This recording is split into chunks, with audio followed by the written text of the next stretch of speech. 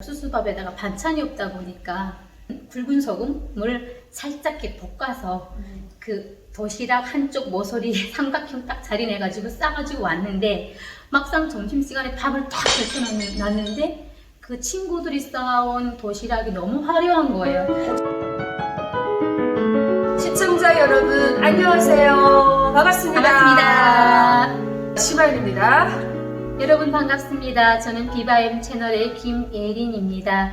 저는 찬양곡 CCM과 또 대중가요를 함께 부르면서 여러분들에게 또 위로와 또 여러분들이 언제나 쉼을 갖고 싶을 때 언제든지 제 채널에 들어오셔서 노래를 들으시고 어떤 마음의 평안이라든지 위로가 되셨으면 좋겠습니다. 예린씨, 사람들이 함께 그때 우리가 노래에 대해서 영상을 찍었을 때 네. 궁금한 게 있다고 막 댓글 주셨습니다. 어떤 궁금한 그런데 예린씨 탈북 스토리 한번 좀 공개해주세요 라는 네. 내용 주셨는데 네. 저희가 실시간 생방송 언제 할 때 같이 이야기했던 적이 있어요. 그런데 그때 조금 댓글을 읽고 하다 보니까 너무 이렇게 빨리 지나갔거든요. 그리고 네. 흐름이 좀 끊겨서 오늘 제가 그 탈북을 하게 된 경위, 결정적으로 왜 탈북할 수밖에 없었는지 그거에 대해서 탈탈탈 털어보는 시간을 가져보도록 하겠습니다. 네, 털어야 되나요? 털어야 되죠? 네. 왜 탈북을 할 수밖에 없었나요? 네. 사람마다 또 탈북하는 어떤 그 동기라던가 시기는 또 다 다르겠지만 특히 저 같은 경우에는 그 북한에서 가장 어렵게 살았던 그 고난의 행군이라는 시기를 딱 거쳤을 때가 지금은 참 잊혀지지 않은 그 가난했었던 그런 서러움, 한 이런 게 아직도 남아있어요. 정말 이렇게 가난해가지고 내가 힘들었다라고 하는 좀 기억에 남는 게 있나요? 네, 제가 중학교 한 1, 2학년 때였던 것 같아요. 우리는 북한에서 그 아파트에도 아궁이에다 이렇게 불을 떼는 구조잖아요. 네. 근데 엄마가 저녁을 하신다고 아궁이 앞에 앉아서 불을 떼고 계시는데 제가 잠깐 이렇게 집에 들릴 일이 있어서 네. 밖에서 놀다가 들어갔는데 제가 들어오니까 등을 돌리시면서 눈물을 훔치고 계시는 거예요. 그때는 제가 잘 몰랐었는데 알고 보니까 그날 저녁에 저녁밥을 지어야 되는데 그 가마에 들어갈 쌀이 없다 보니까 엄마가 빈 가마에 맹물만 계속 끓이고 계셨던 거예요. 그러니까 자식한테 저녁밥을 지어서 먹여야 되는데 맹물만 끓이고 있는 그 엄마가 너무 안타깝고 답답하니까 혼자서 울고 계셨던 거예요. 그래서 그때는 참 그런 엄마의 모습을 보면서 눈치는 챘지만 그냥 외면하고 싶었어요. 중학교 몇 학년 때? 한 2학년 때 기억이 되거든요. 저랑 나이가 한 살 차이인데 제가 한 살 더 위입니다. 그러니까 거의 비슷한 시기에 고등학교를 다녔죠. 근데 중학교 2학년 때면 정말 가열차게 우리가 그 고난의 행군 시기라고 하는 어려운 가난한 그 시기를 저도 미역죽을 엄마가 끓여서 먹여주었고 저희가 형제가 4명인데 엄마가 매끼 쌀 걱정을 했던 그 생각이 들거든요. 네. 굶어본 적은 없지만 내일은 뭘 해먹을까 이런 고민을 하던 엄마의 모습이 네. 아직도 저도 잊혀지지 않거든요. 네, 정말 지금도 잊혀지지 않고요. 두 번째로 제가 지금도 또 잊혀지지 않은 것은 그 한때 아이들이 막 산에 나무하러 다녔던 그때 그 시기에 지금도 나무하러도 나무하러 많이 다니죠. 다녔죠. 네. 땔감을 위해서 다닌 것도 있지만 또는 이제 그 밖에 그러니까 장마당에 나무 따를 이렇게 쪼개가지고다가 팔잖아요. 돈이 없으니까. 근데 제 남동생이 나무하러 엄청 다녔거든요. 아유, 남자 동생 몇 살 차이입니까? 저랑 3살 차이인데 남자라고 또 남자가 남하러 갔었구나. 그런데 중요한 것은 그 당시 나이대가 한참 성장하는 과정. 그러니까 뼈가 다 굳기도 전에 그 무거운 자기 정말 키의 2~3배 되는 젖은 나무, 무거운 나무를 계속 하고 다니다 보니까 어느 날 이 동생이 그 등 뒤, 그러니까 등이 허리 쪽에 아픔을 호소하는 거예요. 그래서 엄마가 등을 이렇게 옷을 딱 걷어 올렸더니 그 척추뼈의 중간쯤 뼈가 정말 그 곱사등이? 네, 그런 사람들처럼 등뼈가 이만하게 튀어나온 거예요. 얼마나 무거운 걸 가지고 다녔어요? 네, 너무 무거운 것을 뼈도 굽기 전에 너무 많이 하다 보니까 그러니까 이제 북한에는 병원에 그런 걸로 다닐 수 있는 상황이 못 되다 없죠. 보니 엄마가 이제 민간요법을 많이 하잖아요. 그래서 약초 같은 것을 이렇게 빻아서 등에다 이렇게 붙여주시면서 그게 되나요? 네, 그러니까 약이 없으니까 그래서 그 붙여주면서 엄마가 이렇게 좀 울던 모습 이런 것들이 사실 정말 지금도 집 생각, 가족 이렇게 생각나면 그런 기억들이 스쳐 지나가거든요. 잊혀지지 않아요. 그리고 제가 학교 때 진짜 서러움을 느꼈던 적이 있는데 제가 음악반 다녔잖아요. 근데 보통 음악반에 다니는 아이들은 대부분 잘 사는 가정의 자녀들이잖아요. 근데 공연 연습 때문에 어쩔 수 없이 점심에 이제 그 급식이 안 돼 있으니까 학교에 도시락 싸우는 얘기 많이 하거든요. 근데 뭐 음악반 아이들은 잘 살다 보니까 이 도시락 싸는 게 문제가 안 되죠. 그래서 자기가 먹는 밥 외에 선생님한테 잘 보이려고 음악 선생님 도시락까지 다 준비해서 와요. 이쁜 도시락에 3단으로. 그런데 3단은커녕 저는 제가 먹을 밥 준비하기도 어려운 게 저희 집은 흰쌀을 먹을 수 있는 상황이 못 됐던 거예요. 그래서 옥수수 밥을 이제 쌌는데 일단 쌌어요. 싸왔어요. 그런데 옥수수 밥에다가 반찬이 없다 보니까 굵은 소금을 살짝 이렇게 볶아서 그 도시락 한쪽 모서리에 삼각형 딱 자리 내가지고 싸가지고 왔는데 막상 점심시간에 밥을 딱 펼쳐놨는데 그 친구들이 싸온 도시락이 너무 화려한 거예요. 정말 저하고 수준 차이가 너무 심하게 나는 거예요. 심지어 선생님까지 다 싸온 거예요. 진짜 자존심도 상할 것 같고 제 도시락을 꺼내놓자니 그리고 아 내가 이렇게 어렵게 산다는 걸 아이들한테 노출되는 순간 예민할 때잖아요. 뭔가 내가 무시 당하지 않을까? 왜 뭔지 알 것 같아요. 차마 못 내놓겠는 거죠. 선생님께 엄마가 안 계셔서 도시락을 못 싸왔다 거짓말을 했죠. 그러니까 선생님이 선생님 도시락도 이렇게 많은데 그냥 여기서 먹어 하는데 자존심 상해서 거기서 얻어먹고 싶지가 않은 거예요. 그래서 선생님 잡기 전에 뛰쳐나왔어요. 근데 도시락은 있는데 집은 멀어서 못 가겠고 결국에는 빈 교실을 찾아다니다가 맨 구석의 교실이라서 혼자서 그 밥을 이제 꾸역꾸역 먹는데 눈물 나는 거예요. 그러니까 서러움. 나는 왜 이렇게 못 살지?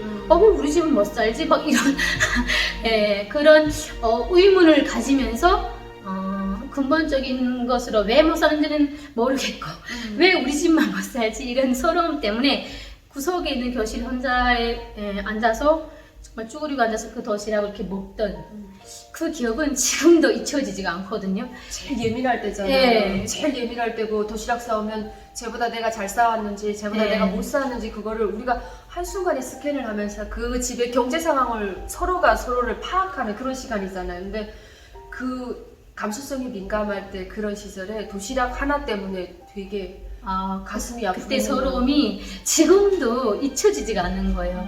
그래서 결정적으로 탈북을 하겠다라고 생각했던 계기가 무슨 다른 어떤 예. 가난한 어떤 경험이 또 있나요? 예, 그러니까 가난한 경험이라기보다는 탈북을 해야겠다라고 생각했던 계기가 6년 동안 음악반을 딱 다녔는데 졸업을 할 때 됐어요. 보통 음악을 배웠던 아이들이고 집안의 부모들도 어느 정도 뭐 간부들도 하고 짱짱한 집안들이다 보니까 졸업을 할 때 어떤 아이는 학교 교사, 그러니까 그 교사, 음악 교사가 될 수 있는 교원대학이라고 하죠. 북한에서. 네, 교원대학 간다고 그러고 어떤 아이들은 평양에 있는 전문 뭐 예술단체, 도의에 있는 예술단체 이런 데 간다는 거예요. 졸업을 딱 했는데 사실 제가 거짓말 못하지 않고 음악반에서 음악적인 실력은 좋았죠. 정말 1등 아니면 2등 이 자리에 있었거든요. 그래서 6년 동안 버틸 수 있었는데 아니 정작 졸업해서 이렇게 직업을 선택을 할 때 제가 갈 수 있는 곳이 아무리도 없는 거예요. 왜냐면 대학 가려고 해도 돈이 필요하고 또 출신 소문도 안 좋고 결국 저는 아무 데도 갈 수가 없었어요. 그때 정말 제가 그 시기에 너무 힘들어서 마음이 좌절감이라고 할까요? 좌절감에 빠져서 굉장히 막 허탈한 그래서 되게 그 시기를 힘들게 보내다가 결국에는 가난이 문제구나. 그래서 여기서 탈출하고 싶다는 생각 끊임없이 하다가 저에게 그 탈북의 기회가 딱 생겼어요. 어떻게 생겼어요? 누가 탈북하자고 꼬셨나요? 아니죠. 제가 탈북하고 싶은데 탈북할 루트를 모르겠는 거예요. 그냥 하고 싶다는 마음만 갖고 있을 당시에 제가 이제 한 3시간 정도 차를 타고 가면 할아버지 제가 그 당시 할아버지 할머니가 너무 아프시다고 얼마 못 사실 것 같다 그래서 그러면 내가 마지막으로 건다는 마음으로 할아버지 댁에 갔었어요. 갔는데 사촌 여동생이 갑자기 저한테 언니 나 3일 후에 중국으로 갈 건데 나랑 같이 안 갈래? 라고 물어보는 거예요. 그래서 내가 한쪽으로는 이게 뭐야? 나한테도 기회가 왔네 하면서도 또 한쪽으로는 너무 이제 생각지하게 너무 뜻밖의 갑자기 이런 기회가 생기다 보니까 내가 정말 가야 되는 게 맞는가라는 조금 이제 망설이게 되는 거예요. 왜냐면 준비를 안 또 했으니까. 부모님들도 남겨두고 떠나는 게 쉽지가 않고 마음의 준비가 안 된 거죠. 그래서 그러면 나한테 3일 후라고 하니까 3일 만나서 시간을 달라. 내가 좀 생각해 볼게. 라고 3일 동안 정말 생각을 하다 보니까 밤에 잠이 안 오고 가려고 하니 막상 좀 두렵기도 하고 낯선 외국으로 간다라는 것이, 그리고 내가 정말 떠나면 언제 올지 기약할 수가 없는데 부모님 얼굴 못 본다라는 것이 내가 괜찮을까라는 이런저런 생각을 하다가 결국엔 내가 이 땅에서 그래도 미래는 없을 것이라는 결정을 내리고 가자라고 하고 마지막으로 제가 이제 그 할아버지 할머니 얼굴 보러 갔어요. 근데 그때는 제가 할아버지 할머니한테 탈북한다는 얘기를 못 하잖아요. 못하죠. 갔는데 할아버지가 이제 어떻게 보시게 되면은 거의 뭐 영양 상태가 안 좋으셔서 돌아가셨다고 해도 과언이 아닐 정도로 잘 못 드셔가지고 중병까지 걸리셨는데, 제가 간다는 얘기는 못 하겠고 차마 보는 것은 마지막이고 마지막 모습이 될 것 같다는 생각에 자꾸 참으려고 하는데 눈물이 자꾸 나오려고 하는 거예요. 그래서 그 당시 제 시중에 돈이 없다 보니까 제가 이렇게 있는 돈 다 해가지고 사탕 한 봉지를 시장에서 사다가 이제 딱 가서 할아버지 앞에 딱 가는데 할아버지가 중풍이 걸리셔가지고 못 일어나시니까 누워 계시는데 그 입에다가 이제 사탕 하나를 딱 넣어 드리는데 막 이렇게 울컥울컥 하면서 막 눈물이 계속 쏟아질 것 같은 거예요. 그래서 빨리 일어나야겠다. 더 이상 앉아있다가 내가 감정을 추스리지 못할 것 같아서 결국에는 탈북한다는 얘기도 못하고 할머니 나 내일 올게요 이러면서 이렇게 나왔어요.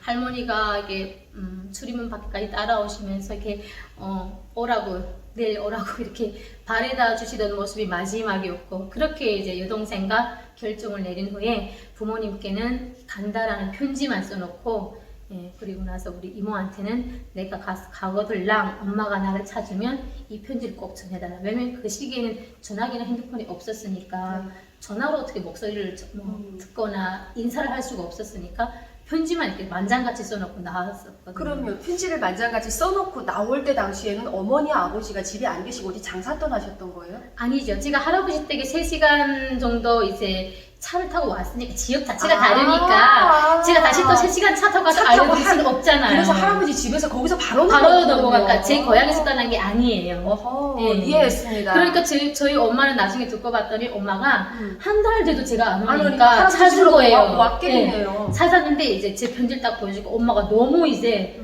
당황스러운 거죠. 그리고 한쪽으로 엄마가 하나밖에 없는 딸인데 이렇게 말 없이 편지만 써놓고 가니까 엄마가 많이 서운하기도 하고, 그렇게 해서 이제 제가 결국에는 두만강을 건너게 되었어요. 그럼 두만강을 건널 때는 브로커를 끼고 건넜어요? 아니면 뭐 그냥 무작정 넘었어요? 아니죠. 브로커를 끼고 건넜기 때문에 제가 그래도 좀 안전하다고 생각을 하고 결정을 하게 됐던 것 같아요. 그러면 그 사촌 동생은 브로커를 낄 수 있는 어떤 국경연선에 군인도 있었고 막 아는 사람이 있었던 거예요? 이미 사촌 동생은? 있어서 가기로 다 이제 계획을 짠 상태에서 제가 갑자기 이렇게 오니까 물어봤던 거죠. 같이 가지 않겠냐고. 근데 어쨌거나 저도 제가 혼자 간다라고 생각해서 용기가 없었을지도 몰라요. 근데 동생이랑 같이 간다라는 마음에 또 조금 마음이 좀 그래도 든든했고, 그렇게 이제 두만강을 브로커 아줌마랑 해서 셋이서 이제 건너게 됐는데, 네. 참 이게 사람이 그 두만강을 건널 때는 빨리 누가 눈에 띄기 전에 잡히기 전에 빨리 건너야겠다라는 마음에 뒤도 안 돌아보고 뛰어서 건넜는데 딱 중국 땅에 발을 딱 딛는 순간에는 뒤가 오묘한 그 감정. 정말 다시는 못 밟으리라 네. 이런 생각. 그 만감이 교차한다고 하나요? 나도 모르게 갑자기 이렇게 눈물 나. 갑자기 이렇게 딱 딛는 순간 다시 이렇게 돌아보게 되는 거야. 나도 돌아봤어요. 네. 처음엔 뒤도 안 돌아보고 누가 내 잡힐까봐 막 뛰었는데 다 넘어왔다 하고 딱 밟는 순간 나도 모르게 한번 이렇게 보게 되는 거야. 내가 다시 돌아갈 수 있을까? 어떤 감정이었어요? 그러니까 그때 어떤 감정 들었냐면, 내가 정말 일단은 내 고향 자체가 싫어서 떠난 것도 아니고 정말 이 가난 때문에 이 체제에 대한 어떤 어려움, 이 체제가 나를 먹여 살려주지 못하고 또 여기서 살려니까 내 미래가 없고 이래서 떠났지만 남겨두고 온 부모와 가족 그리고 그런 고향, 이것만큼은 제가 이제 버릴 수 없는 거거든요. 그래서 나도 모르게 다시 한번 이렇게 쫙 뒤돌아서 둘러보는데 마음속에 되게 슬픔이라 할까요? 서러움이라 할까요? 뭔지 모르는 감정들이 막 교차되는 거예요. 그렇게 이제 씩씩하게 두만강을 건너서 왔군요. 결국에는 오게 되었어요. 푸른 산 저 너머로 멀리 보이는